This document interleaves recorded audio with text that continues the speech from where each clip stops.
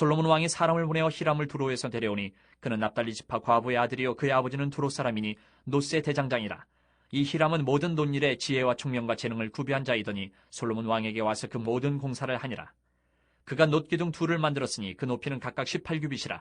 각각 12규빗 되는 줄을 두를 만하며 또 놋을 녹여 부어서 기둥머리를 만들어 기둥 꼭대기에 두었으니 한쪽 머리 높이도 5규빗이요 다른 쪽 머리 높이도 5규빗이며 기둥 꼭대기에 있는 머리를 위하여 바둑판 모양으로 얽은 그물과 사슬 모양으로 따은 것을 만들었으니 이 머리에 7이요 저 머리에 7이라.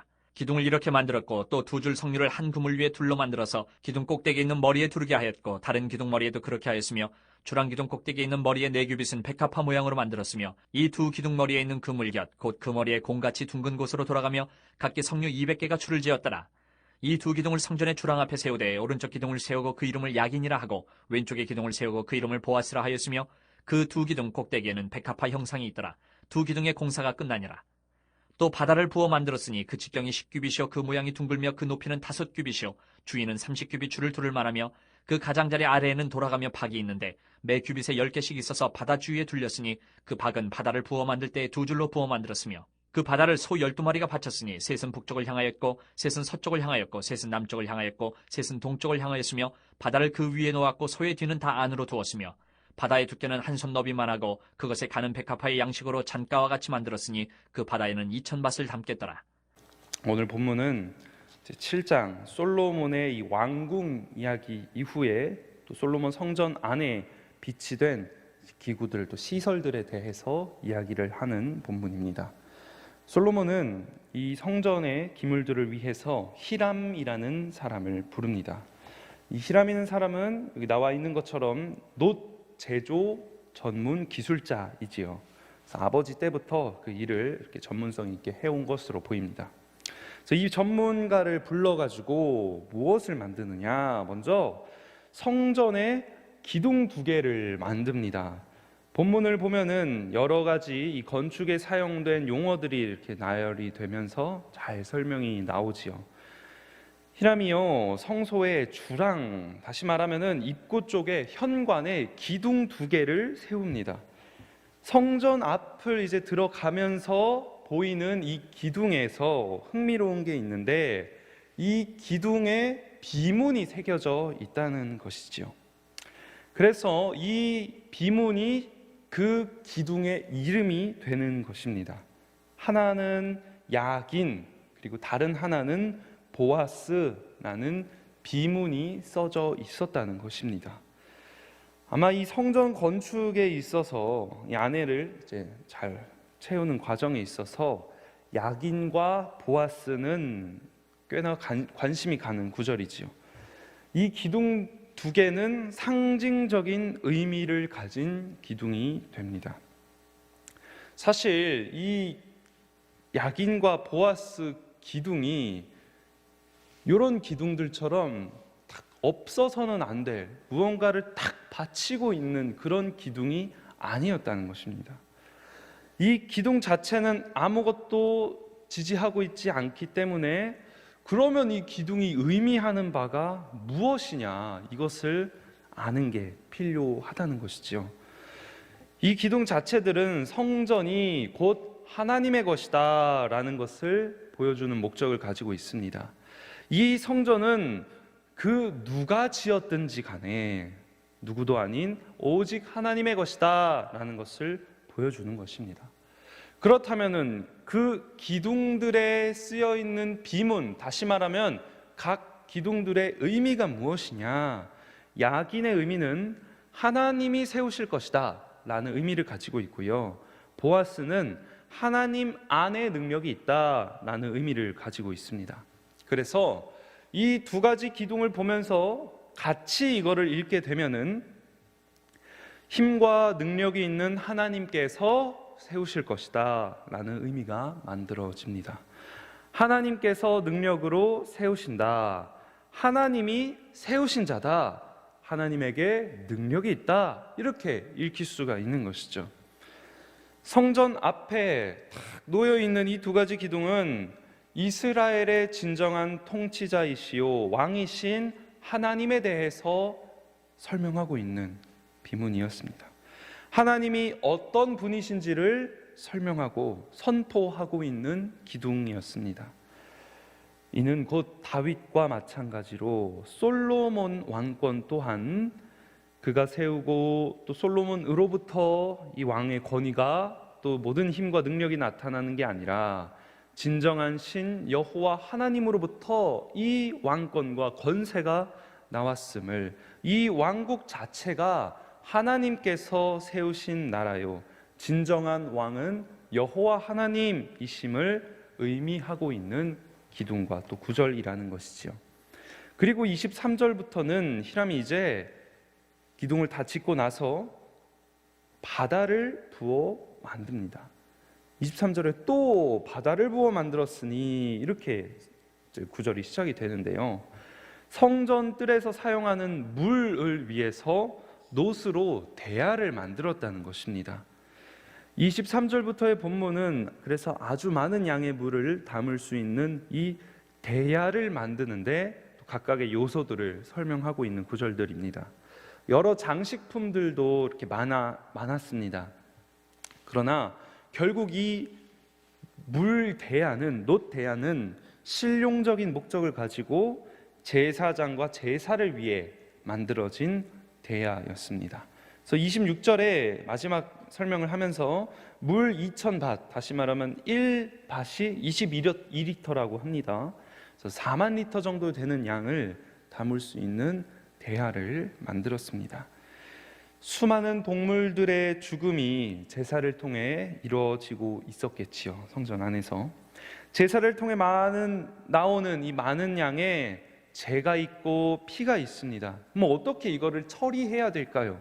제사를 다 드리고 나서 정리해야 될 때 타고 남은 이제 재들은 모아서 버렸겠지요. 그리고 피는 제사 시작 전후로 계속해서 물을 통해서 깨끗하게 했어야만 합니다. 그래서 커다란 물을 담는 이 대야, 그릇, 바다와 같은 이 대야가 필요했던 것입니다. 물 받침도 필요했겠죠. 그래서 이 물 받침들의 놋 대야, 또 바다에서, 바다라고 여기서 계속 표현하고 있죠. 놋 대야에서 물을 퍼오는 겁니다. 그래서 작은 이 물 받침대에 바퀴를 달아가지고 이거를 끌고 다니면서 제사를 드리는 거지요. 이 물 받침에 이제 물을 담아서 동물들 잡는 곳에 가져가서 또 제사장이 자기를 위해서, 제물들을 위해서 피 때문에 계속 이 부정함이 생기니까 씻기 위해서 계속 물을 퍼다가 사용하고 있는 겁니다. 자, 오늘 본문은 이렇게 놋 대장장이 히람이 와서 2개의 성전 기물을 만든 걸 보여주었습니다. 기둥을 먼저 만들었지요. 기둥은 성전 안에서 상징적인 의미를 가지고 있었습니다. 성전 기둥에 새겨진 비문 2개가 무엇이었습니까? 야긴과 보아스였죠. 그래서 제가 신학대학원 처음 가서 기숙사를 처음 친구들이랑 살기 전에 다른 형님이 같이 살자고 했는데 그 형님의 친구, 미국에서 살다 온 전도사님이 왼쪽과 오른쪽 팔에 타투를 야긴과 보아스라고 한 거를 제가 봤어요. 그래서 같이 안 살았습니다. 무서워가지고, 덩치도 커가지고. 자, 하나님께서 능력으로 세우신다, 하나님이 세우신 것이다, 하나님의 능력이 있다 라는 2개의 연결되는 비문이 있었습니다. 지금은 솔로몬 성전에 이 터가 흔적이 남지가 않았죠. 그래서 성전이 건축된 모습을 우리는 성경에 기초하여 재현한 그림 언어로 혹은 또 그림으로 재현도를 그리겠지요. 자, 성전 입구에 세워진 이 2개 기둥은요, 우리 예배당에 있는 기둥들처럼 하나 없으면 안 돼, 그런 기둥이 아닙니다. 어떻게 보면요, 쓸모없는 건축물이고 실용적인 쓰임새가 없는 건축물입니다. 이 기둥은 말 그대로 입구의 현관에 같이 그냥 세워져 있는 기둥이었습니다. 틀을 다 잡고 입구에 추가적으로 지은 기둥이에요. 성전과 왕궁 자체도 하나님에 의해 세워진 것을 강조하기 위해서 세운 기둥이지요. 성전과 왕궁과 나라의 주인은 하나님이시다. 이 나라를 통치하고 세우신 분, 또한 세워 가실 분은 여호와 하나님이시다라는 것을 선포하기 위해 만들어졌다고 말씀을 드렸습니다. 사실 우리의 경건도 이와 비슷한 맥락을 같이 하는 것 같습니다. 실용적이거나 혹은 세상의 관점에서 봤을 때 효율적이거나 꼭 필요하거나 그렇게 여겨지지 않지요. 그런데 우리에게도 이와 같은 기둥이 꼭 필요하다는 것입니다. 이 기둥의 역할을 하는 것이 꼭 필요하다는 것이죠.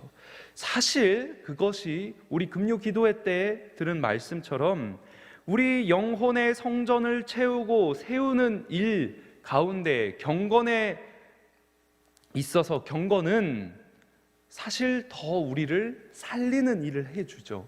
더 우리를 우리답게 만들어주고 더 우리를 생기 있게 활력 있게 만들어주는 것이 우리의 경건입니다. 우리의 힘의 능력입니다. 원천입니다.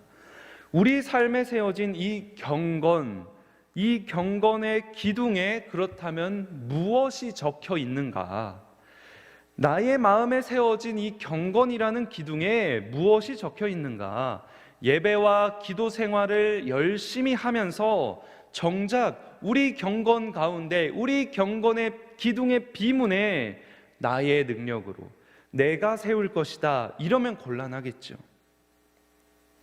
솔로몬은 이 성전을 드나들면서 이 기둥을 보면서 자신의 마음가짐을 자신의 나라의 정체성을 되새겼을 것입니다. 우리는요 올바른 경건의 기둥을 세워야 할 필요가 있습니다. 계속해서 우리가 기억할 것은 하나님 앞에서 겸손하게 경건 가운데 나아가면 나아갈수록 하나님의 주권과 통치하심을 인정하고 엎드리며 고백해야겠습니다. 경건 생활을 하면서 이 정체성을 이 태도를 잃어서는 안 되겠죠. 교만 가운데 나아가서는 안 되겠죠. 말씀을 읽으면 읽을수록 기도하면 할수록 우리는 이를 이 마음 가운데 우리의 영혼의 두 기둥에 바로 새겨야겠습니다. 또한 이라면 정결을 위한 놋대야를 만들었습니다. 성전 기물에 있어서 중요한 것은 제사 드리는 데 필요한 것이었죠. 제사 드리기 위해선 반드시 정결해야만 했지요. 이를 위해서 거대한 물 담는 그릇을 만들었습니다. 우리는 정결을 위한 이 대야에서 물을 계속 공급받고 있는지, 다시 말하면 정결을 위한 대야를 내 영혼 성전 안에 두고 있는지, 늘 주의 영이 나의 영혼을 정결케 하시기 위한 그 물을 공급하고 계신지, 늘 거룩한 자로서 성령의 충만함 가운데 거하고 있는지 돌이켜 볼 필요가 있습니다. 예배의 자리에 나아감에 있어서 우리는 꼭 이를 돌이켜 봐야 합니다. 정결한 마음으로 나아가는지를, 거룩을 사모하며 나아가고 있는지를 살펴볼 필요가 있다는 것이지요. 삶 가운데 경건을 바로 세우기 힘쓰면서 우리의 모든 소유권, 결정권을 하나님께 내어드리는 것이 이 과정 가운데 나아감이 또 중요한 도움을 줄 것입니다. 정체성을 성전에 들어가면서 기둥을 보며 확인합니다. 그리고 놋 대야에서 물을 공급받으면서 나 자신과 이 제사를 거룩하게 정결하게 하는 것처럼 우리는 모든 경건 가운데, 예배 가운데, 기도의 자리 가운데 나아갈 때 우리의 정체성을 확립할 필요가 있습니다. 그렇지 않다면 경건을 통해서도 충분히 우리는 교만해질 수가 있습니다. 정체성을 확립할 때 우리 주님께서 정결하게 해주실 것입니다. 정체성을 확립하며 성전 안으로 들어갈 때 우리 성령 하나님께서 정결의 영을 부어주셔서 깨끗한 영으로 하나님 앞에 설 수 있게 해주실 것입니다. 그 은혜를 사모하며 성령의 역사하심을 사모하며 오늘 예배를 통해 우리는 공동체로 모여 이와 같은 신앙 고백하는 자로서 하나님께 나아가게 될 것입니다. 진정으로 우리 개인의 삶의 주인은 하나님이심을, 또 우리 가정과 사실 우리 부대와 공군과 우리 조국 모든 나라의 열방의 주인은 하나님이십니다 라며 고백하며 주님 앞에 서게 되는 오늘 이 주일을 복되게 보내시는 우리 성도 여러분들 다 되시기를 주님의 이름으로 소망합니다.